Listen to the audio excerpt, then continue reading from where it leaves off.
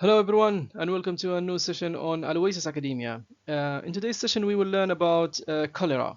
What is cholera? Why is it dangerous? What causes cholera? What exactly is it bacterial infection? Is it a viral infection?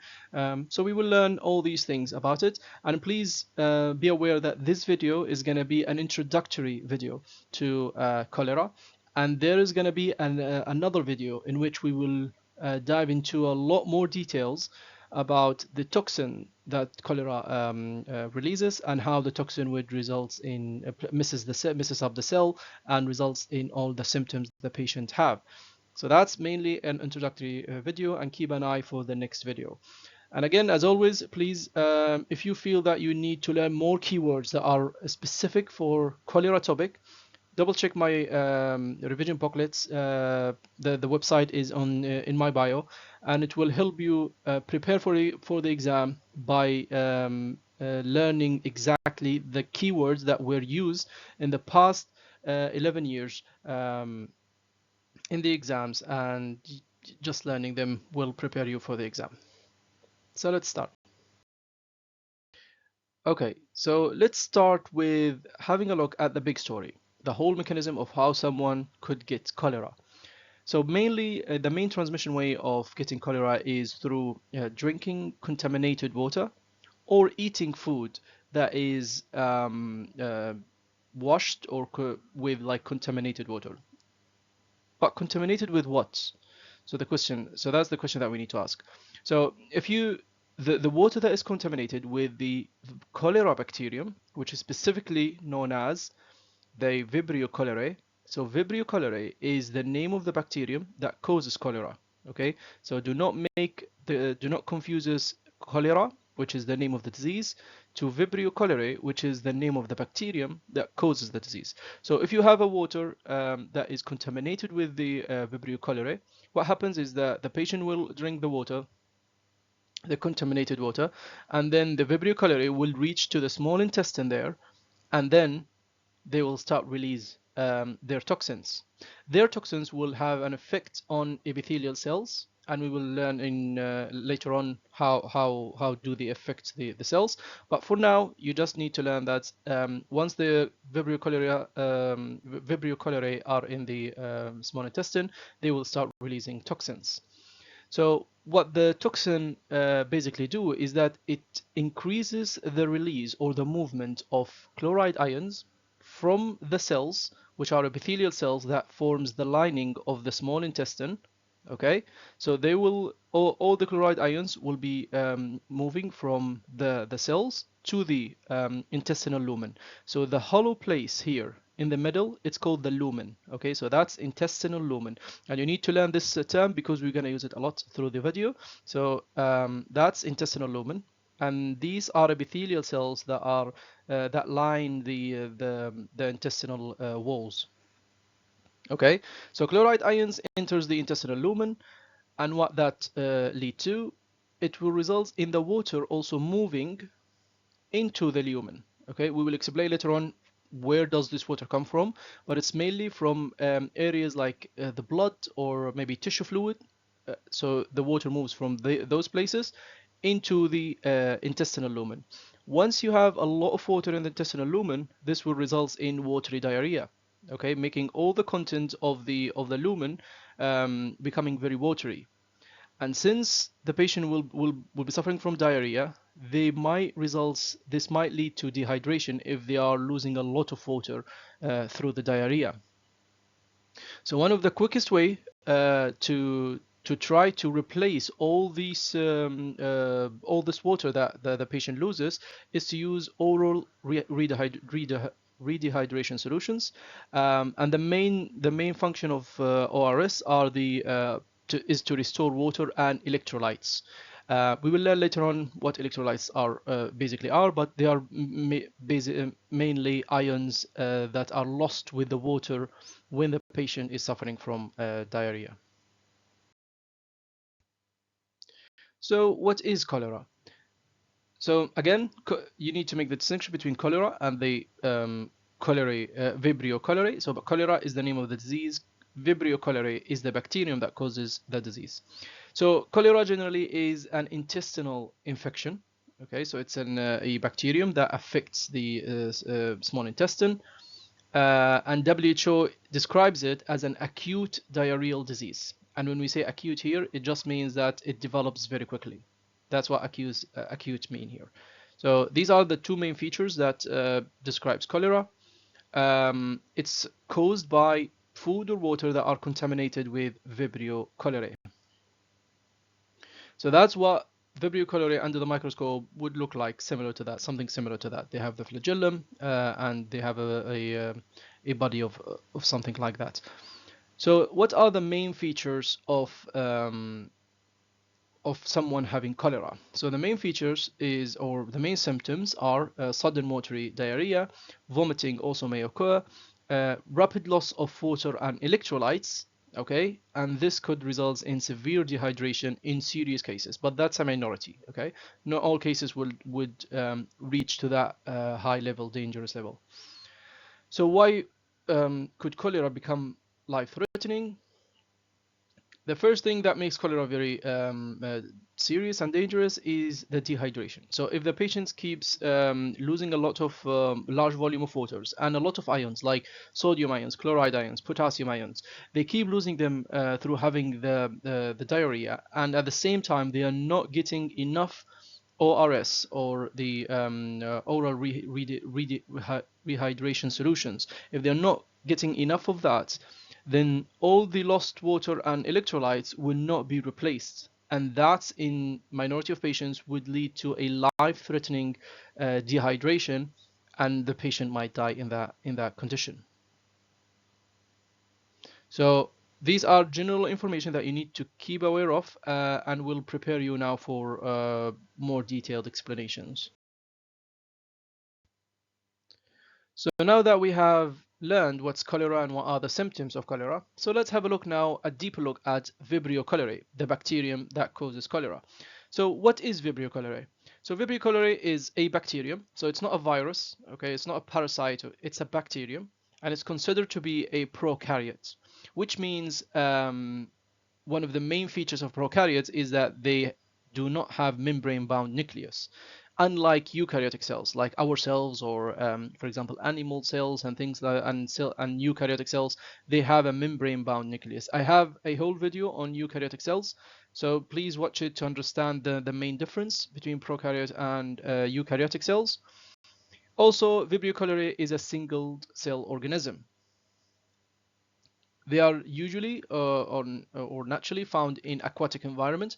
That's why the main way to get infected with Vibrio cholerae is through drinking contaminated water, or maybe eating food that has some contaminated water, for example, washed with the contaminated water, and it has Vibrio cholerae in it. Not all strains of Vibrio cholerae would cause cholera. There are specific strains that are capable of producing the cholera toxin, and those the strains that are dangerous and they could cause the disease. So before we moving further, we need to understand more the structure and the shape of a bacterial cell, because that applies for Vibrio cholerae. So what does a bacterial cell have? So the bacterial cell would have a cell wall. So the cell wall is this layer in the middle. It's not the outer layer, it's not this very thin layer inside, it's the one in the middle. So that's the cell wall. And then also it has, which is important for support and shape for the bacterium. And then the bacteria also has plasma membrane, which is this thinner membrane that is to the inner membrane, the innermost membrane. So that's plasma membrane. And then you would have all this free space inside the bacterium. It's the cytoplasm. So they have cell wall, cell membrane. They have cell wall and plasma membrane and cytoplasm.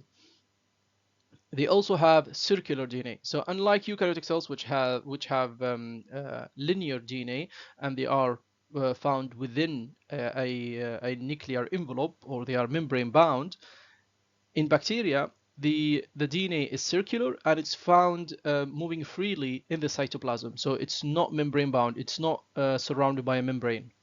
And again, please have a look at the eukaryotic cell video I have on my channel to make that clearer. Then we have the plasmids. So many students confuse circular DNA to plasmids. So plasmids, they're not the same as the circular DNA in the bacteria. So the circular DNA in the bacteria here refers to the main genetic materials that the bacteria have. It's very similar to the DNA we have in our nucleus. So it's the main genetic material. However, when it comes to plasmids, they are just extra loops of DNA. Okay, and however, they are important because sometimes they would have specific genes that makes the bacteria develop antibiotic resistance, and that's very serious when it comes to treating patients with bacterial infections. If a bacteria become resistant to an antibiotic, it means it will not die by the effect of the antibiotic. And usually these genes that gives the bacteria this ability, they are found on plasmids. So please make sure that you know the difference between plasmid and circular DNA. They're not the same. Then we have the flagellum, which is used by the bacteria to move within the organism.